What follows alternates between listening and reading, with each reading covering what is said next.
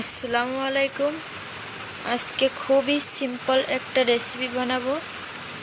আজকে আমি রান্না করব ধন্দুল দিয়ে রুই মাছ ঝোল।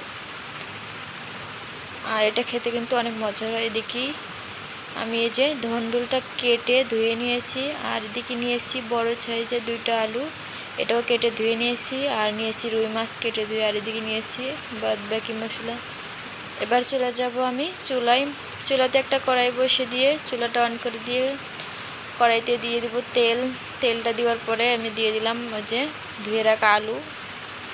আর এই ফাঁকে যে মাছটা আমি ধুয়ে রেখেছি এটার ভিতরে আমি হলুদ, মরিচের গুঁড়া, লবণ মেখে নেব। আর এদিকে আমার আলুগুলো কিন্তু সুন্দরভাবে ভাজা হয়ে যাবে। আলু ভাজা হতে থাক, আর এদিকে কিন্তু আমার মাছগুলো নুন হলুদের সাথে মেখে নেওয়া হয়ে গেছে। এটা আমি এক সাইডে রেখে দেবো। আর আলুগুলো কিছুক্ষণ উল্টে পাল্টে এভাবে নাড়াচাড়া করে ভেজে নেব। শেষমেশ কিন্তু আলুগুলো আমার ভাজা হয়ে গেছে, এগুলো আমি উঠাই নেব। এই যে আলুগুলো আমি উঠাই নিয়েছি। আর এই একই তেলেতে আমি দিয়ে দেবো মাছ। একে একে সবগুলো মাছ দিয়ে উল্টিয়ে পাল্টিয়ে মাছগুলো আমি ভেজে নেব। মাছগুলো কিন্তু আমার এক পৃষ্ঠে ভাজা হয়ে গেছে, দেখে নিশ্চয়ই বুঝতেই পারতেছেন। এগুলো আমি এখন উল্টে দেব। আর যে আলুটা আমি ভেজে নিই সেটা কিন্তু একদম সেদ্ধ হয়ে গেছে, একটা ভেঙে দেখে দেব। আর এদিকে মাছটা আমি আবারও উল্টে পাল্টে ভেজে নেব। মাছগুলো কিন্তু আমার ভাজা হয়ে গেছে, এটা আমি একটা বাটিতে উঠাই নেব।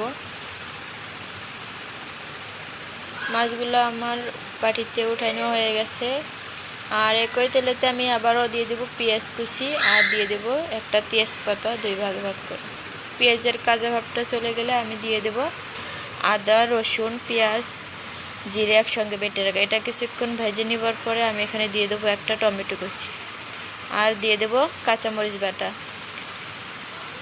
বাটা মশলাটা কিছুক্ষণ ভেজে নেব। যে পর্যায়ে তেল উপরে থেকে ভেসে উঠবে এই পর্যায়ে দিয়ে দেবো গুঁড়া মশলা, আমি হলুদ, লবণ, আর দিয়ে দেব কাশ্মীরি লাল লঙ্কার গুঁড়া, যাতে কালারটা সুন্দর আসে। দেওয়ার পরে কিছুটা পানি দিয়ে এটা আমি অনেক সুন্দরভাবে কষিয়ে নেব। তো মশলাটা কিন্তু আমি নেড়েচাড়া করে কষিয়ে নেব। আর এদিকে আমার মেয়ে মাছ ভাজা ছাড়ছে, আর একটা মাছ ভাজা দিয়ে দিলাম। আর এদিকে কিন্তু আমার মশলাটা অনেক সুন্দরভাবে কষানো হয়ে গেছে, উপরে থেকে তেল ছড়ে আসছে। আর এই পর্যায়ে যে ধুন্দুলটা আমি ধুয়ে রেখেছিলাম এটা দিয়ে দিলাম। ধুন্দুলটা দেওয়ার পরে এটা আমি কিছুক্ষণ নাড়াচাড়া করে নেব। আর এদিকে কিছুক্ষণ ঢাকা দিয়ে এটা কষিয়ে নেব। এই যে ঢাকাটা খোলার পরে এই অবস্থা, একদম গলে গেছে ধুন্দুলটা। আর ধুন্দুলে কিন্তু এক ফোঁটা পানিও দেয়নি, কী অবস্থায় পানি উঠছে। আর এদিকে আমি ধুন্দুলটা কিছুক্ষণ কষানোর পরে ভেজে রাখা আলু এটাও দিয়ে দিছি এর ভেতরে। আলুটা দেওয়ার পর আবারও কিছুক্ষণ ঢাকা দিয়ে কষিয়ে নেব। আর এদিকে আমি ঢাকাটা খুলে আবারও কিছুক্ষণ নাড়াচাড়া করে এটা সুন্দরভাবে কষিয়ে নেব। তো এগুলো কিন্তু আমার কষানো হয়ে গেছে। আর এখানে আমি এখন অ্যাড করব পানি।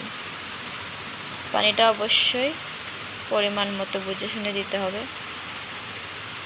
পানিটা দেওয়ার পর আবারও ঢাকা দিয়ে আমি কিছুক্ষণ রান্না করে নেব। এই পর্যায়ে কিন্তু আমি 2টা কাঁচামরিচ দিয়ে দেব, আর দিয়ে দেব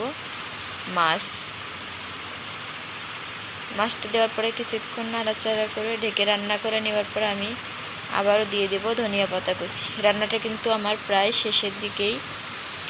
ধনিয়া পাতা দেওয়ার পর আবারও ঢাকা দিয়ে এটা আমি রান্না করে নেব। খুব সহজেই কিন্তু আমার এই ধুন্দুলটা রান্না করা হয়ে গেছে। এটা আমি এখন চুলাটা অফ করে দেব, আর এটা আমি চুলা থেকে নামিয়ে নেব।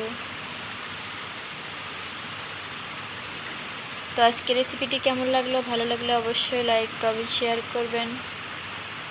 আজকের ভিডিওটি এই পর্যন্তই। আল্লাহ হাফেজ।